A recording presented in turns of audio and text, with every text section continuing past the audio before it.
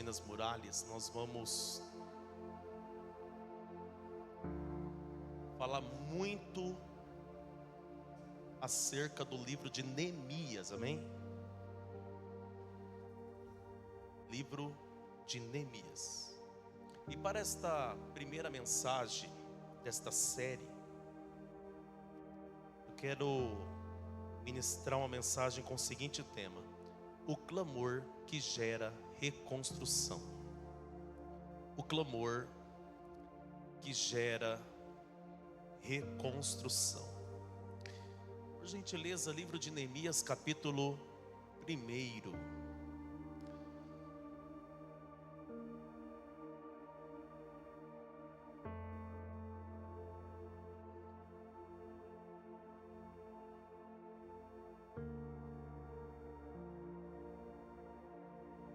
Está escrito assim: palavras de Neemias, filho de Acalias, no mês de Quisleu, no 20º ano, enquanto eu estava na cidadela de Suzã, Hanani, um dos meus irmãos, veio de Judá com alguns homens, e eu lhes perguntei acerca dos judeus que havia restado, os sobreviventes do cativeiro, e também sobre Jerusalém. Eles me responderam: aqueles que sobreviveram ao cativeiro e estão lá na província passam por grande sofrimento e humilhação. O muro de Jerusalém foi derrubado e as suas portas foram destruídas pelo fogo. Quando ouvi isso, sentei-me, chorei. Passei dias lamentando-me, jejuando e orando ao Deus dos céus. E você diz amém. Curva a sua cabeça. Eterno nosso Deus, Rei do Universo, nós te louvamos e bendizemos e exaltamos o seu santo nome. Nós estamos aqui reunidos no nome de seu Filho Jesus. Senhor, nesta noite fala conosco, fala com a tua igreja, Pai. Nós iniciamos esta série de mensagens falando acerca de reconstrução. Senhor, através destas mensagens, nos exorta, nos consola e nos edifica. É o que eu te peço, em o nome de Jesus. E você diz amém. Redobre a sua atenção. O livro de Neemias, ele começa com más notícias. Muros caídos, portas queimadas, e o povo de Judá, de Jerusalém, vivendo em um estado de vergonha.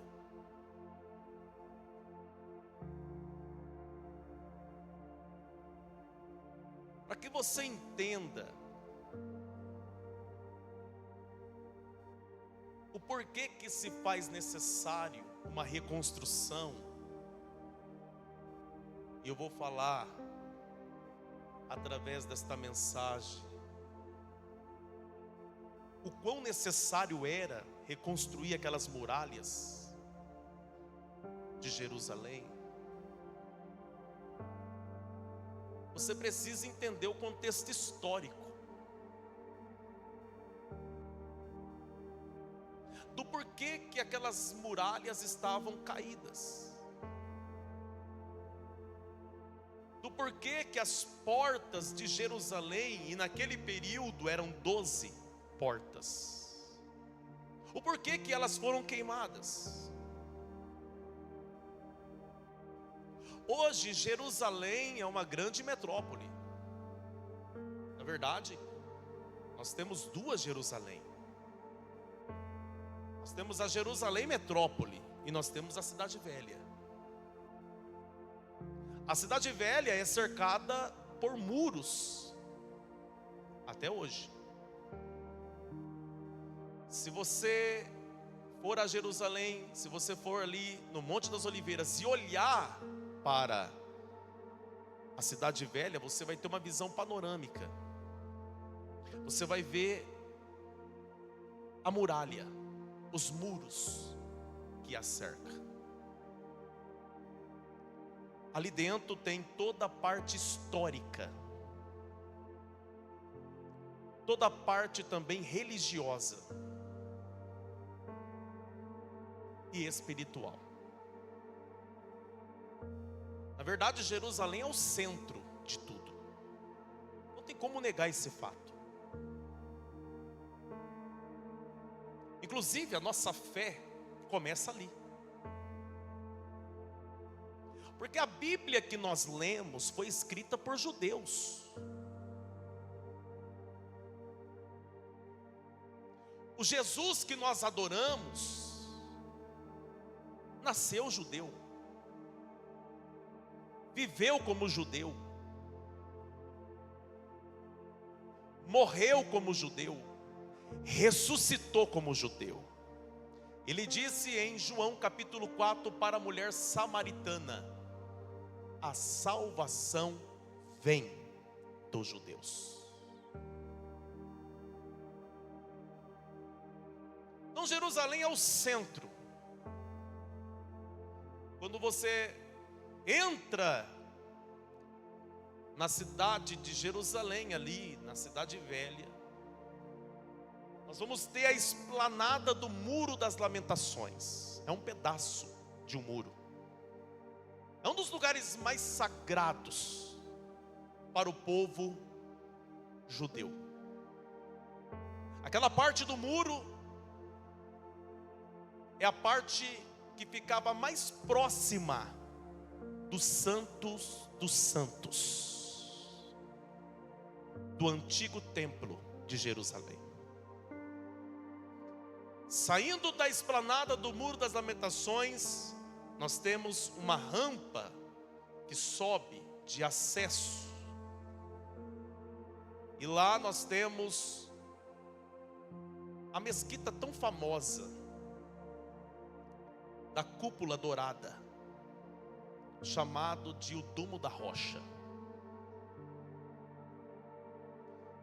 Do lado, dentro do mesmo espaço, nós temos a mesquita de Al-Aqsa. É um dos lugares mais sagrados para o povo árabe. Aliás, até hoje ali, aquele pedaço está sob domínio árabe. Quando nós vamos subir aquela rampa, nós passamos por uma inspeção. E não é uma inspeção feita por judeus, é feita por árabes. E ali há uma discussão, porque dentro do Domo da Rocha tem uma rocha, que é a rocha aonde Abraão foi sacrificar Isaque. Que para os árabes eles dizem que não era Isaque, era Ismael. Esse é o motivo de tanta discussão. Mas o fato é que ali é um dos lugares mais sagrados do mundo. Do mundo. Hoje nós olhamos e vemos os muros levantados. Mas hoje nós vivemos em um outro contexto político. O mundo é outro. perto do que eu vou descrever aqui para vocês, dentro do contexto histórico. A queda dos muros de Jerusalém aconteceu no ano 586 antes de Cristo. Aquelas muralhas foram destruídas e as portas foram queimadas devido à invasão da Babilônia, feita pelo rei Nabucodonosor. Porém, aquele povo de Judá, o povo de Jerusalém ali, eles não foram pegos de surpresas na invasão. Não, eles não foram pegos de surpresa, porque os profetas já estavam alertando. Os profetas já estavam avisando que isso ia acontecer. Um dos profetas que teve uma das participações mais importantes nesta história foi o profeta Jeremias. Jeremias foi o profeta que mais profetizou, que mais alertou. E a mensagem urgente de Jeremias era para que o povo se arrependesse de seus pecados. Por quê? Porque Jerusalém, Judá, estava vivendo uma decadência. Havia um declínio espiritual, moral, ético. O povo abandonou o Senhor. E o povo agora deixou que as raízes da idolatria tomasse conta de seus corações. O Eterno foi tendo muita paciência. O Eterno foi usando de misericórdia. É por isso que o Senhor levanta o profeta Jeremias. E as mensagens de Jeremias eram: se arrependam. Está vindo aí uma repentina destruição. A Babilônia vai invadir. Olha, é melhor vocês se render. É melhor vocês se entregar, porque o estrago vai ser menor. Só que em contrapartida, ao contrário daquilo que o profeta Jeremias estava profetizando, tinha os falsos mensageiros também. Que enquanto Jeremias estava dizendo: vai ter destruição, Babilônia vai invadir, se renda, os falsos mensageiros ou falsos profetas diziam: não, nós estamos vendo aí um tempo de paz e de prosperidade que vem chegando. Não, o rei, não dá ouvidos para esse profeta do caos. Jeremias, a sua mensagem só traz desânimo para o povo. Jeremias, a sua mensagem está enfraquecendo a nação.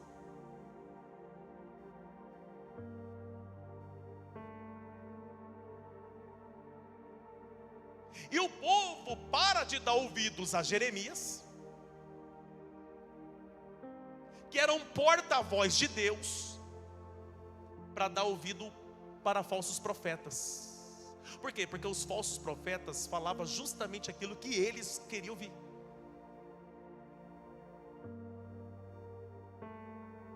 Jeremias sofreu por causa da mensagem de Deus. Foi jogado dentro de um poço cheio de lama, comeu pão da angústia, foi perseguido. Porque para o povo ele era o profeta do caos. Já percebeu que quando Deus levanta homens e mulheres de Deus com uma mensagem de arrependimento, uma mensagem de exortação, anunciando um tempo de juízo, nós temos por costume dizer: lá vem o profeta do caos.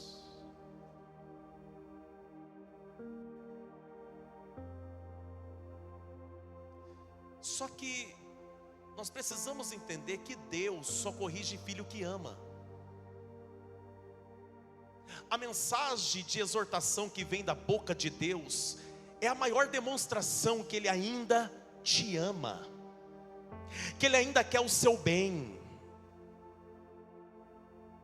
Mas aquele povo não queria ouvir. É como hoje. Hoje as pessoas preferem ouvir alguém que tenha uma mensagem que é como favo de mel. As pessoas, elas querem ouvir aquilo que vai afofar os seus coraçõezinhos. As pessoas querem ser chamadas de meus lindos, minhas lindas. Eu prefiro 1000 vezes ser chamado de rebelde para me se arrepender do meu pecado e ir para o céu, do que passar a vida sendo chamado de meus lindos e morrer no inferno.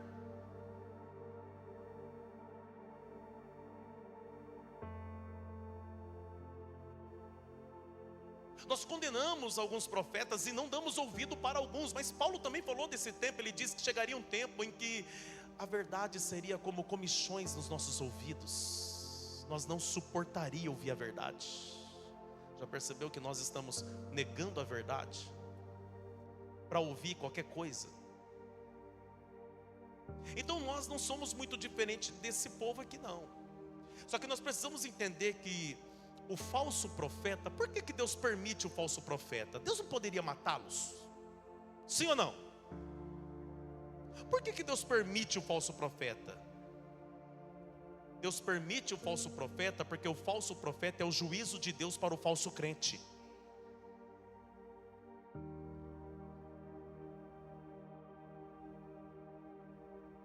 Então, aquele povo não deu ouvido às mensagens de Jeremias. Projeta para mim, por gentileza, filho, Jeremias capítulo 25, verso 9 ao 11. Os meus líderes que estão trabalhando com os pequenos grupos, já vai anotando aí, viu? É a ministração da semana. Jeremias capítulo 25, verso 9. Olha essa profecia de Jeremias. Vamos colocar, para dar mais peso no que eu vou ler, começa no verso 8, porque ele vai dizer assim: diz o Senhor: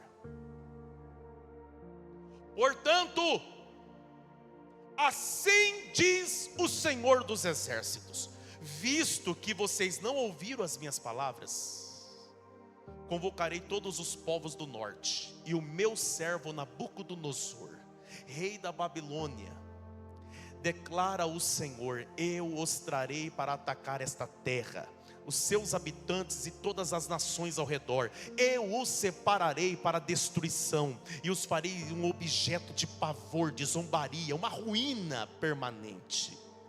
Darei fim às vozes de júbilo e de alegria, às vozes do noivo e da noiva, ao som do moinho e à luz das candeias. Toda esta terra se tornará uma ruína, uma desolação, e essas nações estarão sujeitas ao rei da Babilônia durante 70 anos. Quanto tempo? Ele está dizendo que Nabucodonosor iria invadir, ia destruir e iria levar o povo para o cativeiro, e o cativeiro ia durar 70 anos. Ok? E essa palavra se cumpriu. A palavra do profeta Jeremias se cumpriu. Projeta para mim segundo livro das Crônicas, capítulo 36, verso 19. Segundo livro das Crônicas, 36, 19. Os babilônios incendiaram o templo de Deus e derrubaram o muro de Jerusalém, queimaram todos os palácios e destruíram todos os utensílios de valor que havia neles. Se cumpriu. Vamos continuar aqui o verso 20. Nabucodonosor levou para o exílio na Babilônia os remanescentes que escaparam da espada, para serem escravos deles, e dos seus descendentes até a época do domínio persa. Até a época do domínio? Segura. Então durou durante 70 anos o cativeiro. O povo de Judá foi levado, se tornaram escravos. por um período de 70 anos. Porém, o profeta Isaías havia profetizado, em Isaías 45, verso 1. E é interessante a profecia de Isaías, porque Isaías profetizou 200 anos antes do homem a qual ele vai profetizar nascer. O Ciro nem existia. Detalhe, não estava nem na barriga da mãe dele, nem no ventre da mãe dele.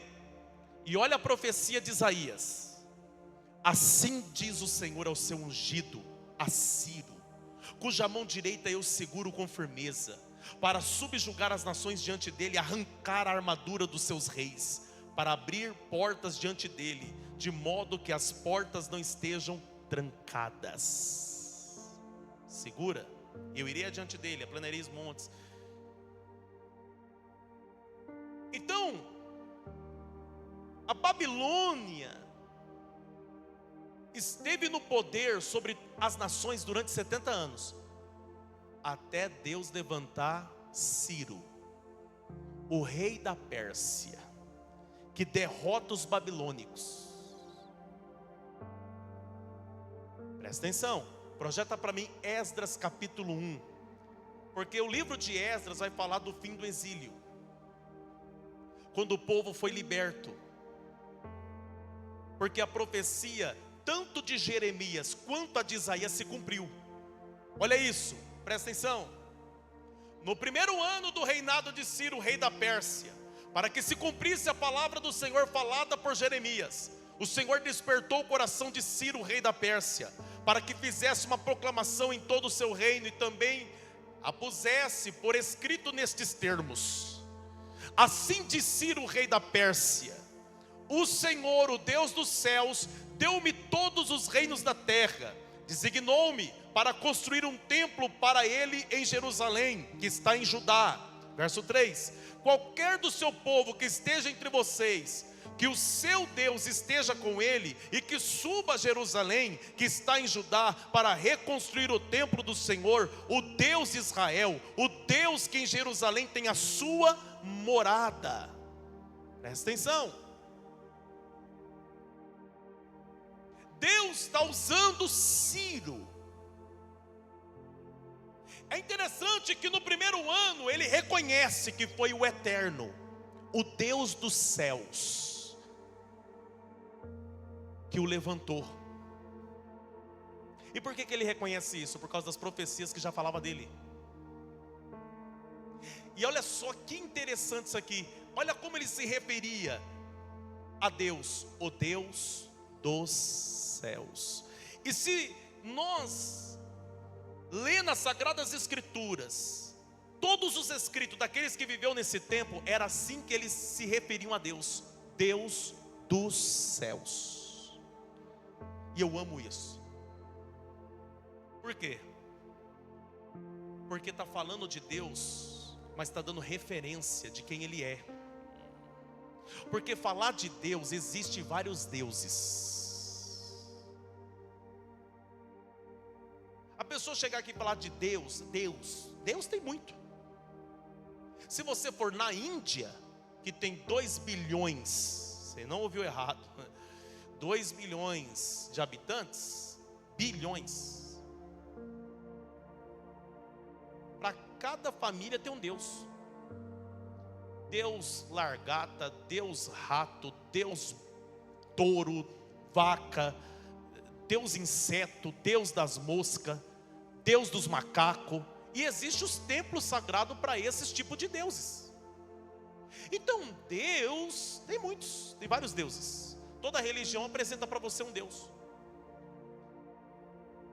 Só que quando nós vamos falar do nosso Deus, você tem que falar dando a referência de quem Ele é. É por isso que o judeu, quando vai se referir a Deus, eles usam uma expressão que é Hashem, ou o Eterno, ou o Deus dos céus. você já tem referência de quem é Ele. Então Ciro está dizendo: o Deus dos céus me colocou aqui. Eu tenho uma missão, preciso levantar o templo. Mas olha só que interessante isso aqui. Continua o texto, verso 4. Que todo sobrevivente, seja qual for o lugar, e que viva, receba dos que ali vivem prata, ouro, bens, animais e ofertas voluntárias para o templo de Deus em Jerusalém. Verso 5. Então os líderes das famílias de Judá, de Benjamim, como também os sacerdotes, os levitas, todos aqueles cujo coração Deus despertou, dispuseram-se a ir para Jerusalém e a construir o templo do Senhor. Todos os seus vizinhos os ajudaram, trazendo-lhe utensílios de prata, de ouro, bens, animais, presentes valiosos, além de todas as ofertas voluntárias. 7. Além disso, o rei Ciro mandou tirar os utensílios pertencentes ao templo do Senhor, os quais Nabucodonosor tinha levado de Jerusalém e colocado no templo do seu Deus. Ciro, rei da Pérsia, ordenou que fosse tirado pelo tesoureiro Mitretate, que os enumerou e os entregou a Sesbazar, governador de Judá. Presta atenção. Olha por que ele é chamado de Ciro, o ungido de Deus. Porque ele liberta o povo. Diga comigo, ele libertou o povo. Só que ele não deixou o povo voltar para Jerusalém de mãos vazias. Vocês vão voltar levando ouro, prata, materiais preciosos. E aí ele pega tudo que o inimigo roubou do templo. Ele diz assim, ó: eu vos entrego tudo que foi roubado pelo inimigo. Você está preparado para viver esse tempo de reconstrução da sua vida? Em que o inimigo, tudo aquilo que ele tirou de você, que ele roubou de você, eu estou profetizando, se prepare que vai voltar para a sua mão. Tudo aquilo que o inimigo roubou de você vai voltar para a sua mão. Receba em nome do Senhor. Então o povo agora volta do exílio, mas presta atenção, liderados não só por Esdras, que era um escriba, mas através de Zorobabel, eles começam a reconstrução do templo. Eles tinham essa missão, reconstruir o templo. Reconstruir o templo era reconstruir a parte espiritual da nação. Então eles levantam o templo, eles tentam levar uma vida normal. Porém, o fato de não levantar os muros que os protege, tinha templo, mas não conseguia levar uma vida normal. Eu vou repetir. Eles tinham a parte espiritual, pastor Alcides, eles tinham a parte espiritual, mas não conseguia levar uma vida normal. Porque uma vez que não tem a base de proteção, uma vez que não tem os muros para proteger, o inimigo continua tendo acesso. Porque nesse período da história, o inimigo entrava e saía a hora que bem entendia. O povo estava vivendo um estado de vergonha, de opróbrio. Então eles tinham o templo, eles tinham a parte espiritual, mas não tinham uma vida normal. Pastor, aonde que isso se aplica na minha vida? A minha pergunta para você é: como que estão os muros da sua vida? Tem gente que está de fato preocupado com a parte espiritual, mas não adianta ser muito espiritual se você não vigia as bases. Não adianta ser muito espiritual se o inimigo tem acesso a hora que bem entende na sua vida. Se o inimigo entra e sai a hora que ele bem deseja. Tem pessoas que é muito espiritual, Tem gente que é muito espiritual, mas o inimigo tem acesso fácil. Olha para essa pessoa com respeito, é claro. Pergunta para ele, pergunta para ela: você está entendendo isso? Não adianta ser espiritual no domingo se na segunda-feira você está desguarnecido. Se na segunda-feira o inimigo tem acesso.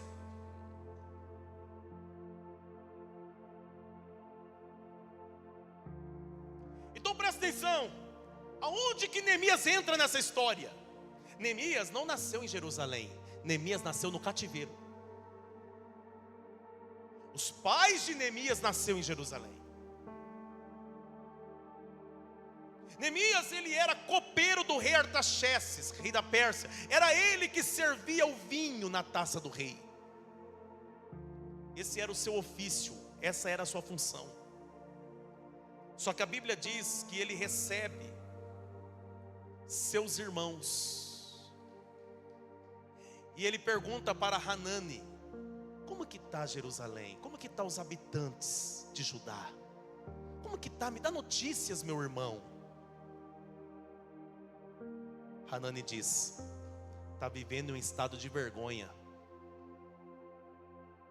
Mas vocês não voltaram? Voltamos. Só conseguimos reconstruir o templo. Ainda ficou parada a obra por um bom tempo ainda. Por que a obra ficou parada? Por conta dos inimigos. Por quê? Porque os inimigos estão tendo acesso. É diante desta notícia que a Bíblia diz no verso 4, que nós lemos de Neemias capítulo 1. Então sentei, chorei, lamentei, jejuei por muitos dias. Neemias não se conformou com o estado de Jerusalém. Ele não se conformou com aquilo que o inimigo estava fazendo ainda, com os acessos que o inimigo estava tendo. Ele não se conforma, ele chora, ele ora, ele jejua. Por quê? Porque é isso que uma pessoa que não se conforma faz. Ela não só se lamenta, mas ela ora. Ele não só se lamenta, mas ele clama. Ele não só se lamenta, mas ele se posiciona no jejum. Ele vai buscar Deus. É isso que uma pessoa que não se conforma faz. E na verdade, todos nós temos uma orientação de Paulo em Romanos capítulo 12, versículo 2, para não se conformar mesmo. Ele disse: não vos conformeis com este mundo, mas transformai-vos pela renovação do vosso entendimento, para que experimenteis qual seja a boa, perfeita e agradável vontade de Deus. Então nós somos chamados a sermos inconformados. Nós não devemos aceitar a gracinha que o inimigo está fazendo. Nós não devemos aceitar os acessos que o inimigo está tendo. Não, como que eu vou combater isso? É orando, jejuando. É assim que eu vou combater o inimigo. Pastor, mas lá no caso deles era só levantar as muralhas. Mas não adianta você querer levantar muralhas se você não começou a edificá-las no seu coração na oração. Primeiro você começa na oração, para depois você ir para a ação.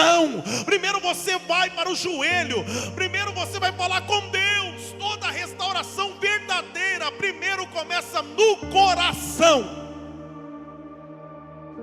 antes de começar nas suas mãos.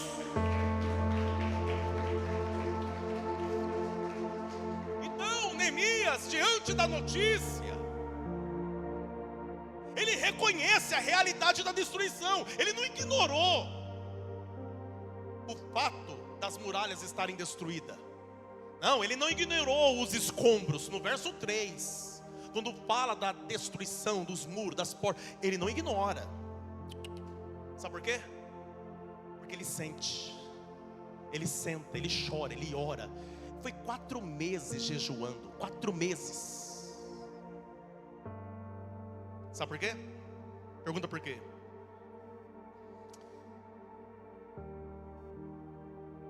Porque nós não podemos restaurar o que negamos. É por isso que ele sente. É por isso que ele não fica alheio à situação, por isso que ele não ignora, ele sente. Porque Neemias podia muito bem, pastores, fazer assim, ó: não é problema meu, não estou nem aí, eu já estou aqui trabalhando de copeiro mesmo, estou levando a minha vida, eu vou arrumar problema para quê?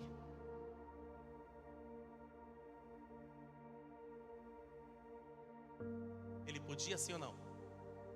Podia. Mas diante do fato da má notícia, ele se torna um verdadeiro intercessor. Aleluia. Por quê? Porque ele vai orar, ele vai apresentar a situação de Jerusalém, a situação a qual eles estavam vivendo, de humilhação, de dor. Talvez hoje você precisa restaurar alguns muros na sua vida. Aquilo que protege a tua família, teu casamento, tua aliança, aquilo que protege a sua vida profissional, financeira, aquilo que protege o teu ministério, os teus relacionamentos. A minha pergunta para você hoje é: quais são as muralhas que precisam ser reconstruídas na sua vida? Quais são os muros que precisam ser levantados na sua vida? Neemias, ele foi falar com Deus. E é interessante que ele fez um clamor diante de Deus. Um clamor. E presta atenção, Neemias não ficou procurando culpados. Neemias não ficou lá se lamentando: é tudo culpa da Babilônia, é tudo culpa desse miserável do Nabucodonosor. Não. Ele não ficou procurando culpados, ele foi buscar a Deus. Porque pessoas que não ficam apontando o dedo e procurando culpado, tem tempo para orar, tem tempo para buscar a Deus, tem tempo para falar com Deus. Agora quem vive procurando culpados para apontar o dedo, não tem tempo para buscar a Deus. Porque tem gente que ele vive procurando um culpado pelas suas tragédias. Tem gente que vive procurando culpados por causa da vida que está levando. Não, a culpa é de fulano, a culpa é de ciclano. Não, a culpa é do meu pai, a culpa é da minha mãe, porque a culpa é deles, a culpa é não sei de quem, a culpa, tudo bem. Talvez eles tenham errado na geração deles, talvez os seus antepassados tenham pecado, mas e aí, o que você vai fazer? Como que você vai reagir? Porque uma coisa é apontar o dedo para trás e dizer: foi a culpa do pai, do vô, do bisavô, ou seja, de quem lá for. Outra coisa é você. O que você vai fazer? Aqui nós falamos de lei de responsabilidade pessoal.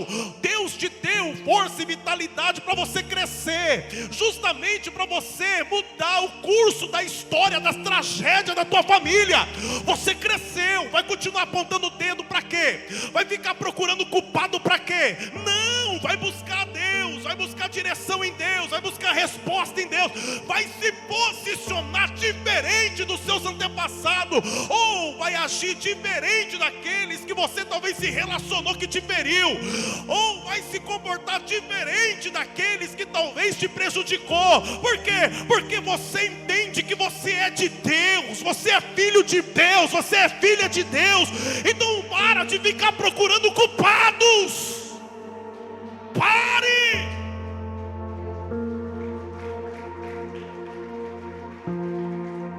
Entenda que a oração é o primeiro passo para a restauração. Você não quer viver uma restauração?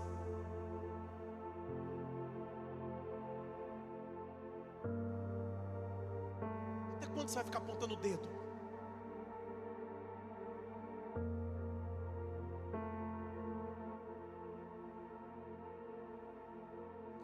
Olha para essa pessoa. É só para que ele possa gravar isso, que isso aqui é uma chave. Diga assim, ó: para de procurar culpados. Use esse tempo para buscar Deus.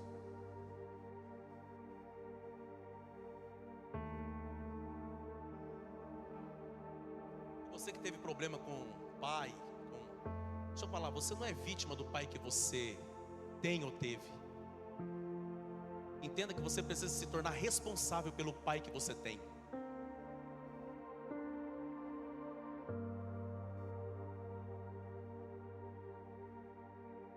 Conhecimento da verdade chegou para você. Talvez conhecimento esse que não chegou para o teu pai.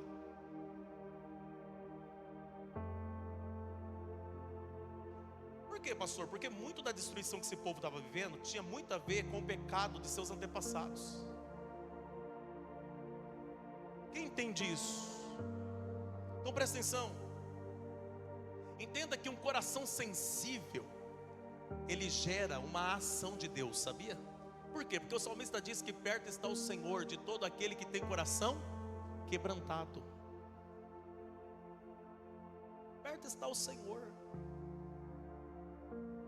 Então entenda que um coração sensível, ele vai gerar uma ação. O choro de Neemias não foi apenas uma emoção, mas foi um ato de intercessão. Aqui nasceu um dos maiores intercessores da história. Por quê? Porque ele não intercedeu por uma pessoa, ele intercedeu por uma nação. Aleluia. É assim que nascem os intercessores. E sabe uma das características de um verdadeiro intercessor? Pergunte qual? Lágrimas nos olhos. Uma das características de um intercessor são os olhos molhados, porque os olhos molhados de um intercessor só revela que o coração dele não é um deserto. Aleluia. Quem entende isso aqui? Por quê? Porque o verdadeiro intercessor, ele sente a dor do outro. Ele sente a dor.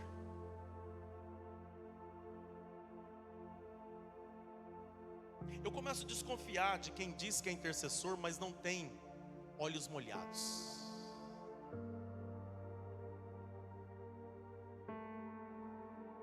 Eu tive uma experiência com uma intercessora. Essa intercessora, ela não chorava, não que você tem que ficar chorando, tá? Mas ela não tinha uma demonstração de quebrantamento, e ela vivia criticando as demais irmãs que choravam aqui no altar, que na hora da oração sentia a presença de Deus e falava em mistério aqui. Aí entrava ali e começava: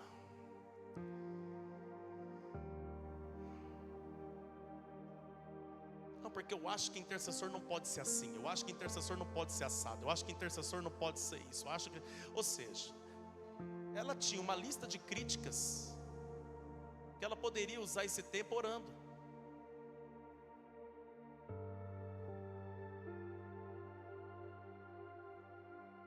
Aí Deus também fala comigo.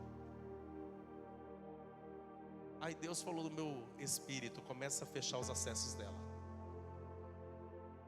E eu comecei. Por quê? Porque Deus conhece nosso limite, né? E eu estava no limite. E eu fui. E aí o meu não revelou o coração dela. Um dia que ela falou para mim: faz do teu jeito então. Eu falei: claro, eu sou pastor daqui, é do meu jeito, mediante a orientação do divino.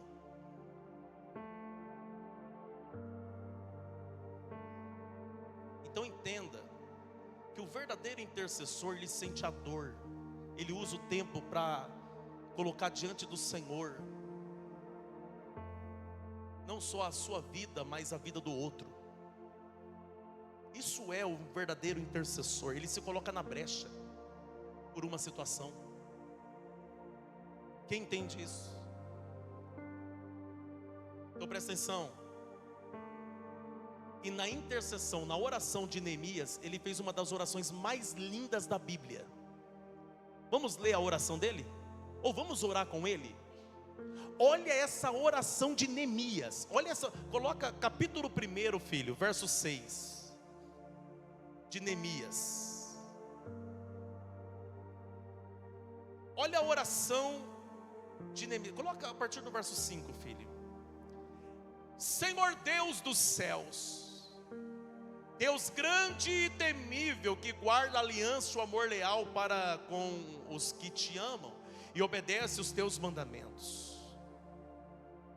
Verso 6: que os teus ouvidos estejam atentos e os teus olhos estejam abertos para a oração que o teu servo faz hoje diante de ti, dia e noite, em favor dos teus servos, em favor dos teus servos, em favor dos teus. Isso é intercessão, em favor de alguém.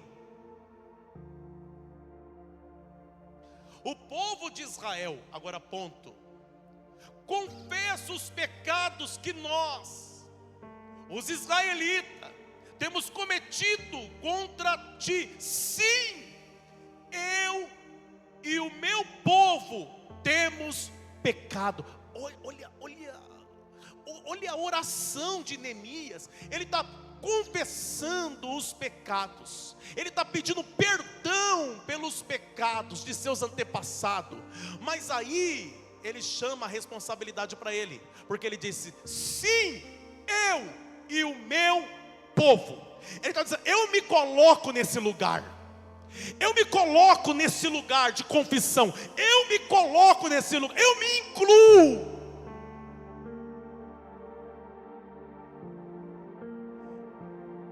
Então ele não está confessando somente os pecados de uma nação, de um povo, ou de seus antepassados, mas ele está confessando os dele também.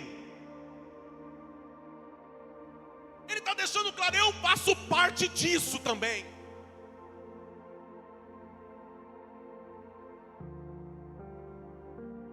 É interessante isso. Eu não consigo dobrar o joelho para orar e na minha oração não pedir perdão pelos meus pecados. Sabe por quê? Porque diante da manifestação da presença de Deus, diante da santidade do Senhor, isso fica evidente o quão miserável eu sou. Por quê? Porque a glória de Deus, a santidade de Deus é como um espelho.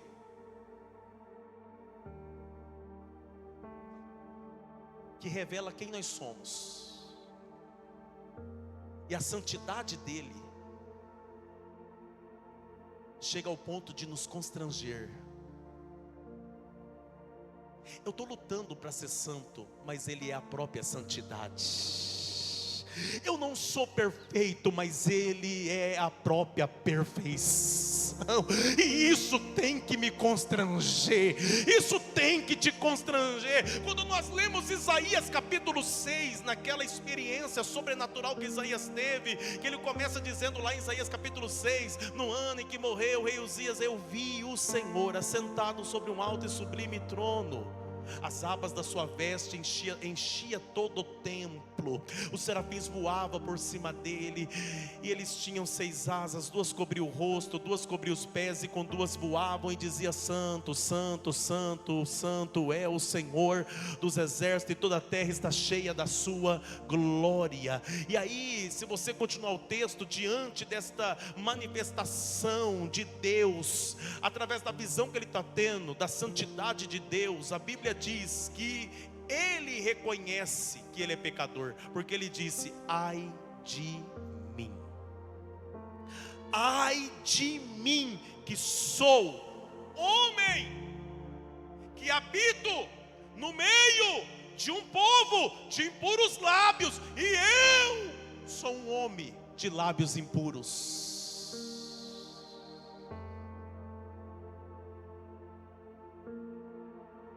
A partir do momento que você está na presença de Deus, seja em uma reunião espiritual, um culto como esse, ou num momento íntimo teu de oração, e você não reconhece que você é pecador, que você é falho, que você é fraco, é porque tem algum problema espiritual na tua vida.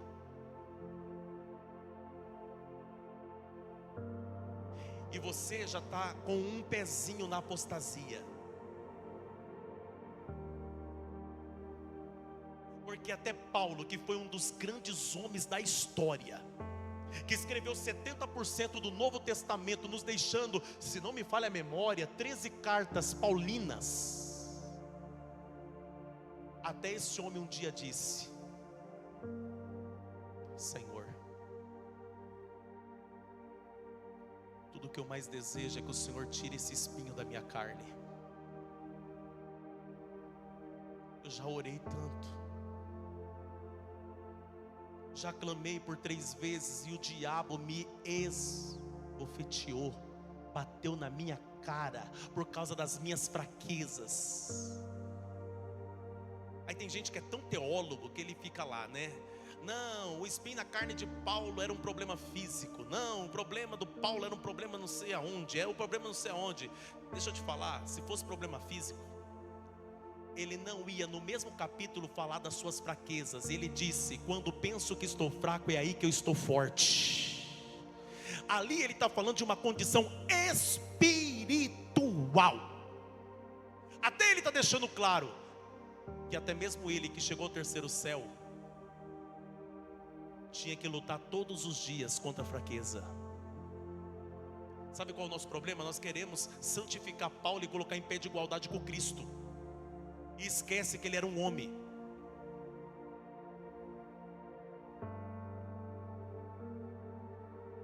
Aí tem pessoas que estão se achando melhor que Paulo. Não, tem pessoas que ele está competindo com a Trindade. Você é quase um perfume da rosa de Saron. Você acha que é um pedaço da asa do querubim. Olha você. Tem gente que se sente tão santo, mas tão santo que Jesus denunciou. Lembra dos fariseus? Qual foi a denúncia do Cristo? A denúncia do Cristo foi: olha aí, os fariseus hipócritas faz as suas orações longas, compridas, suas orações altas, para serem notados pelos homens. Olha como que é a oração deles: tenho sido fiel aos teus mandamentos, ó Eterno. Era assim que eles oravam. Era assim que eles clamavam nas praças.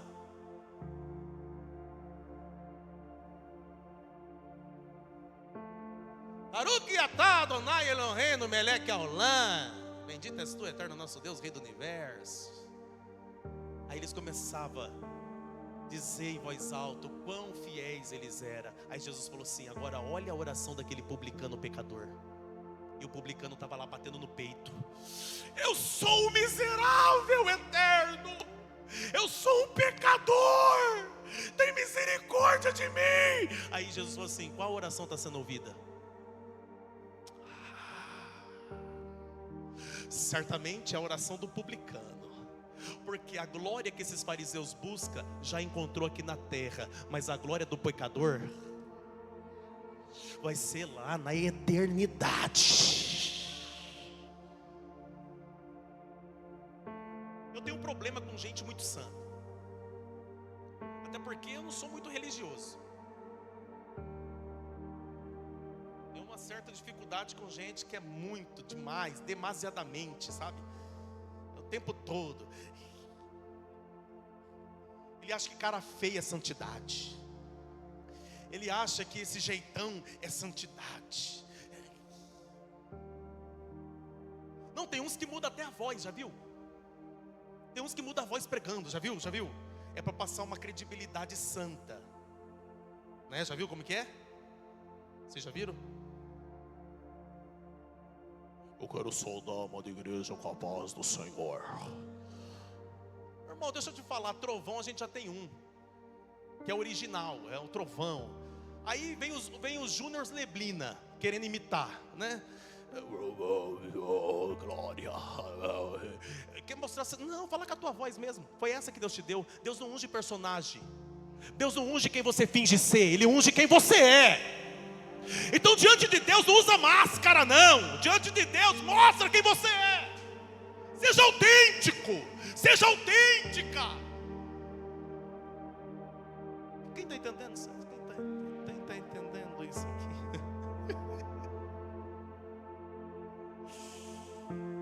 Neemias está lá dizendo: eu me coloco nesse lugar, eu sou pecador. Vamos continuar lá o texto, filho, vamos lá. Eu acho que nós estávamos lá para o verso 8, né? Agimos de forma totalmente corrupta, vergonhosa contra ti. Não temos obedecido os mandamentos, aos estatutos, às ordenanças que destes a Moisés teu servo. Lembra-te agora do que dissestes a Moisés, o teu servo: se vocês forem infiéis, eu os espalharei entre as nações. Mas se voltarem para mim, obedecerem aos meus mandamentos e os puserem em prática, mesmo que vocês estejam espalhados pelos lugares mais distantes debaixo do céu, de lá os reunirei e os trarei para o lugar que escolhi para estabelecer o meu nome. Oh glória! Deus está dizendo: por mais errado, por mais pecador que você seja, se você se voltar para mim, eu os reunirei novamente. Isso é misericórdia de Deus, isso é o amor de Deus. Sabe o que Deus está dizendo? Você pode ter errado, ter pecado, os muros da sua vida pode ter sido destruído, você possa estar vivendo uma calamidade, você pode estar passando por um momento terrível da tua vida espiritualmente, sendo castigado pelos seus próprios pecados, mas se você se voltar para mim, se você voltar a obedecer as minhas palavras, eu os reunirei, eu vou trazer você de volta. Que amor é esse? Que amor é esse? Aleluia. Sabe o que Deus está procurando hoje? Intercessores que choram pelo estado de sua vida, de sua família e de sua nação. Deus está procurando esses intercessores aqui. Será que aqui dentro da ICV tem? Esses intercessores que vai interceder pela sua família, esses intercessores que vai clamar pela sua casa, que vai clamar pelo seu casamento e que vai clamar por esta nação abençoada chamada Brasil, que vai clamar, é bíblico clamar pela nação, é bíblico orar, é bíblico. Você está procurando esses intercessores hoje. Vê se está sentado do teu lado, vê se está sentado perto de você, vê se está sentado.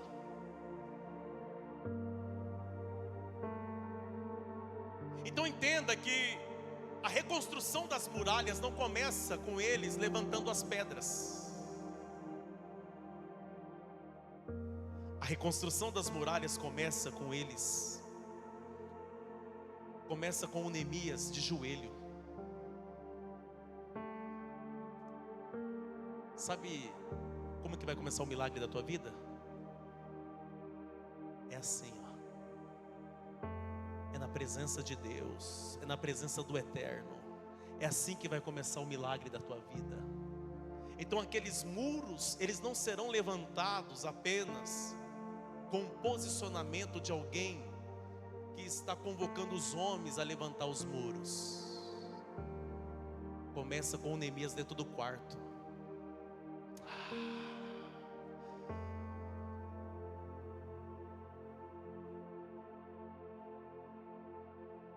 É você, Deus e seu quarto. Eu vou repetir: é você, Deus e seu quarto. É aquele lugar que não precisa usar máscara, é aquele lugar que não precisa fingir ser o que você não é. Naquele lugar você pode ficar de pé comigo.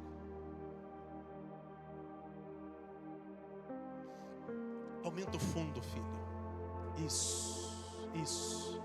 A minha pergunta para você é: qual área da sua vida está uma ruína? Eu quero convidar vocês hoje a clamar. Qual é a área da sua vida que necessita de restauração? Qual é a área da sua vida? Se você está do lado da pessoa amada, Se você está do lado de alguém da sua família, abraça essa pessoa agora. Você vai começar a interceder pela tua família hoje.